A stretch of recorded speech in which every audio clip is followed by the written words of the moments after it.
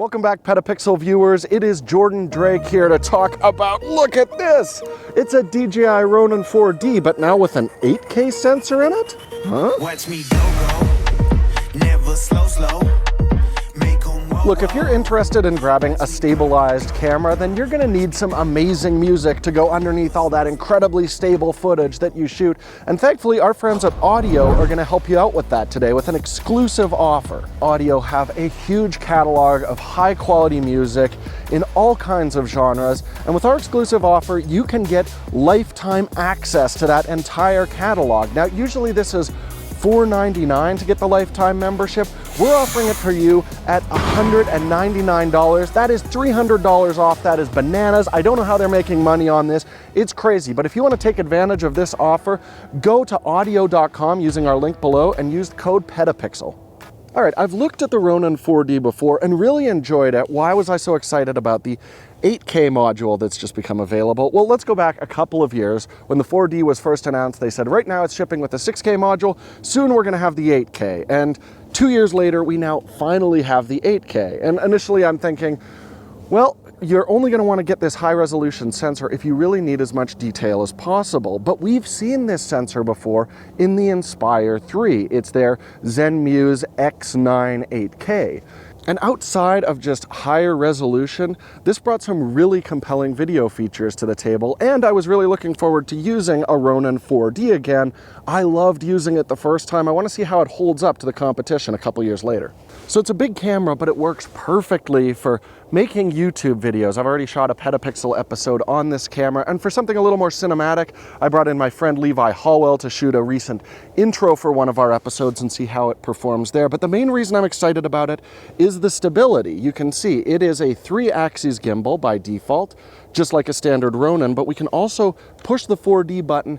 Now it'll also stabilize vertically, so you can run with this and have just a very smooth background. It's incredibly impressive. But then if you want a little more natural bounce to the footage, just tap that 4D button again, and you're back to a standard 3-axis gimbal look to the footage.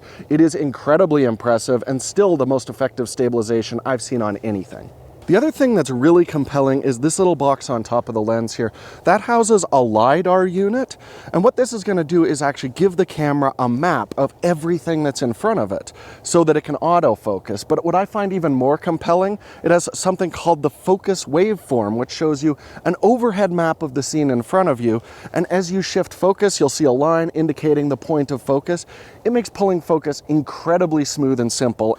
Also, if you combine this LiDAR unit with their follow focus motor, then you can actually use this to get autofocus on manual focus lenses as long as you're willing to commit a lot of time for calibration. But what makes the manual focus really easy is this beautiful little dial here. Let's look into it.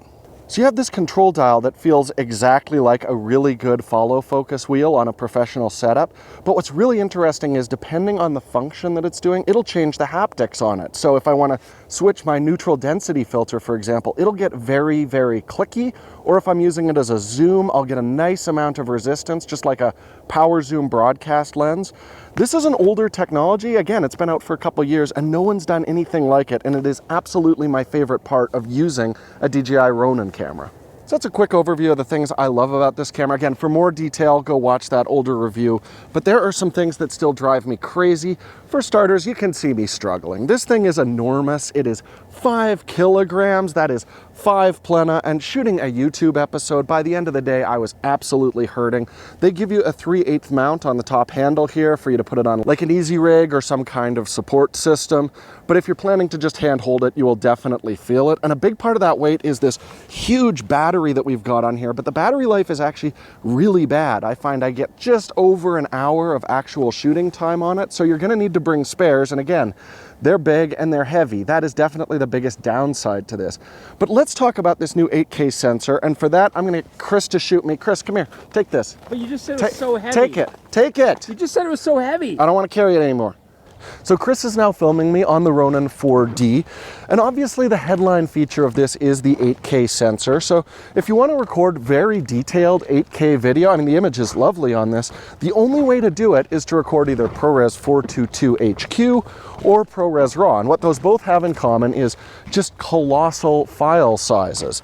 The big thing I'd love to see on this that we've seen on other mirrorless cameras is an option to record like compressed H.264 or H.265 8K video, so you can take advantage of all that detail with smaller file sizes. But there is a workaround.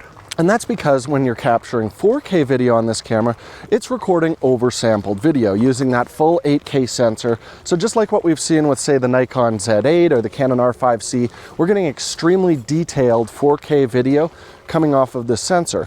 But one mode that I saw on this camera that wasn't available in the Inspire 3 is a dynamic range expansion. Let's see what that does. So when we enable dynamic range expansion, what we're going to see is all of a sudden we get dramatically cleaner shadows in really high contrast scenes. So this is hugely useful, and it's available in any frame rate up to 30 frames per second. The downside, though, is this slows your readout down enormously. I mean, if you're doing quick pans and things like that, this is some of the worst rolling shutter that I've seen in a modern camera. I suspect the dynamic range expansion is just increasing the bit depth, which would explain why it's slowing down your readout speed. So you're constantly going to be juggling what the priority is in your shot. Do you need that maximum dynamic range like we did when we were shooting that intro video where I was shooting in extremely low light and really wanted the cleanest possible shadows? Well, there I'm using that mode. But if I'm just out shooting on the street, medium contrast, I'm going to leave this mode disabled. One thing I do want to mention is, yes, there's very extreme rolling shutter with dynamic range boost enabled, but because the movement from the gimbal is so smooth, it really does hide that quite a bit, but it's not going to help you at all if suddenly you have your subject moving very fast. That rolling shutter is still going to be a nightmare, no matter how stable your camera is.